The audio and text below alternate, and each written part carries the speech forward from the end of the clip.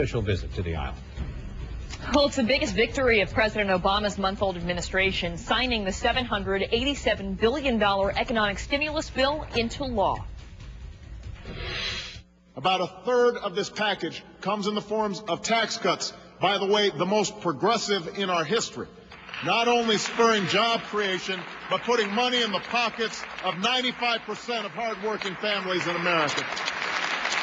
The devil, of course, is in the details. How much of the stimulus plan delivers on the president's campaign promises? Joining us from Washington to separate fact from fiction, Bill Adair is the founder of PolitiFact.com. We've been doing this weekly segment with you, the Obameter, as we call it. You said 500 campaign promises made. How many are being kept so far? And so we'll start with promises to business, Bill. And during the campaign, President Obama made this promise. During 2009-2010, existing businesses will receive a $3,000 refundable tax credit for each additional full-time employee hired. Now, this proposal didn't get a lot of widespread support. Even some congressional Democrats knocked it. But in the end, did he deliver on this? No, he did not. He gets a promise broken for this one.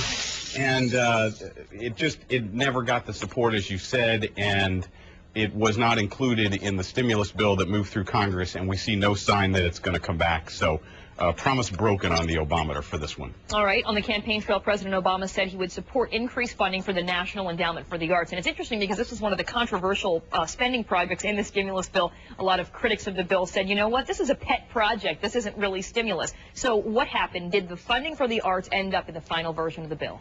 Yes, it did, and so he gets a promise kept for this one. It's $50 million in the bill, and it gives the NEA the highest funding it's had since 1992. All right. He also promised a tax credit, and we heard him say that in the introduction to this segment as well. 95% of working families that would amount to $500 per worker or $1,000 per couple or family. So does the stimulus deliver on that promise, Bill? Partly. We gave this one a compromise on the Obameter. It was originally at $500 in the first version of the bill as it came out of the House, but the Senate trimmed it to $400 per worker in an effort to reduce the overall size of the bill. So we felt that one was more of a compromise for the Obameter. His intent was there, and then after it got worked on, that's what happens in Washington, right? He also promised in the campaign more transparency and openness, saying this would be the most open and transparent administration in our modern history. He also pledged that the public would have 5 days to review legislation online before he signed it. And we had Congressman Ron Paul on the show a few days ago. He complained that in the stimulus bill, which was over 1,000+ pages, there were 5 copies provided to the House and 5 copies provided to the Senate. Did he keep his promise of transparency with this legislation? No, and consistently, I think pretty much every bill that he signed, and there have been 3 or 4 now, he has not kept it. So we've rated this one a promise broken.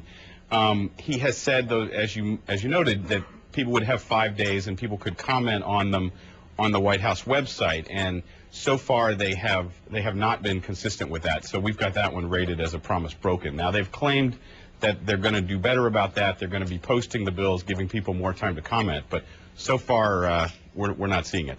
Bill Adair, founder of PolitiFact.com. Great to talk to you. We'll check in with you next week and see how things are going. Thanks so much. Thank you. The government borrowing big money